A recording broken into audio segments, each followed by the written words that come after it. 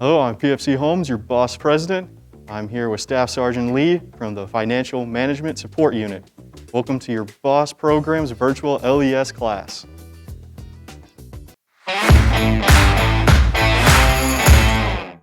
Hello again, I am Staff Sergeant Lee.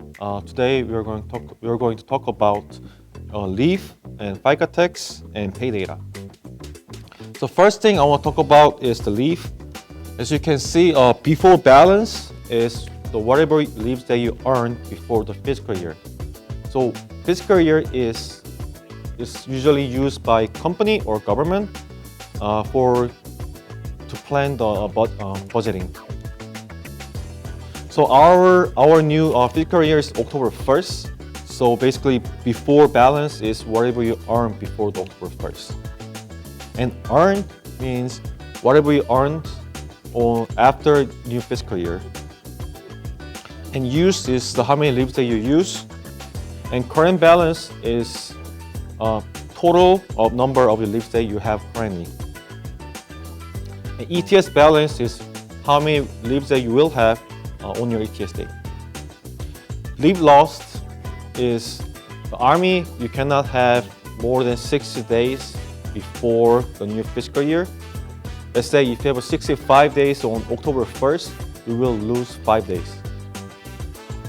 But due to the pandemic, Army is authorized to have more up to 120 days. It's called special leave accrual, and you have to use before September 30th of 2023, or any other than if you have more than 60 days after September 30th, you will lose it.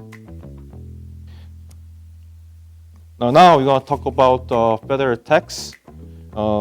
When you see the wage period box, is basically amount of money you earn in this LES and subject to federal taxation. So remember, not every entitlements are taxable, so you will see a different amount than your total.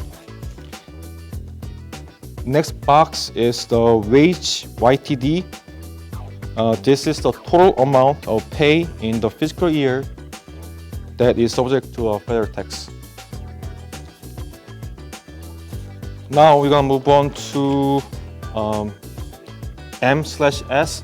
This is basically show your marriage status. If you're married, it will show as M. If you're single, it's as S. Now I'm going to talk about the FICA tax. If you see the wage period is the amount of money you earn in this LES to subject to FICA. And next column is, as you can see, the Social Security wage YTD. It's the wage you earned so far this year that's subject to FICA. And we're gonna move on to the med wage YTD. Is the wage you earned so far this year are subject to Medicare. Now we're gonna move on to state tax. This is the 2-digit postal abbreviation for the service member's home of record, place in which they are paying state tax. So as you can see, this service member is Texas, so you don't pay a state tax. And now we're gonna talk about the pay data. Next thing you're gonna see is the BAQ dependent. Here is where dependent information listed.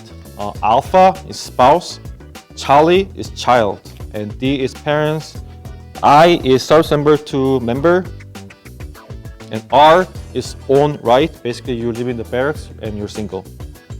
And Sierra is student age 21 to 22, and W is service members married a member and have a child under 21. Now we're gonna move on to VH zip code. It's basically if you're receiving VH, that's the zip code you're receiving. And if you see a share, there's a number of people basically use your service member share housing costs. So if you share house costs with another person, it will says number 1. Now we're gonna move on to JFTR. That's the Joint Federal Travel Regulation Code. It's basically the location for service members of COLA. So if you see your LES, it will say KR 035. 035 is Pyeongtaek, which is Camp Humphrey. And if you see 045, which is this area 4, or Camp Carroll, Camp Henny, or Wegan. And next column is dependent. It's showing how many dependents you have. And next column is 2DJFTR. So some service members come to Korea as a restrict tour and get authorized to move their dependent to the overseas. So this shows where your dependence is located at in overseas. It can be China, it can be Japan, it can be Germany, etc., etc. And we're gonna move on to the charity YTD. That is how much you contribute so far for the charity. Next thing, we're gonna talk about the TPC. This field is not used for active duty; it's only for reserve. And next one is the PACSIDIN. The PACSIDIN is the active unit identification code. It's currently used by Army only.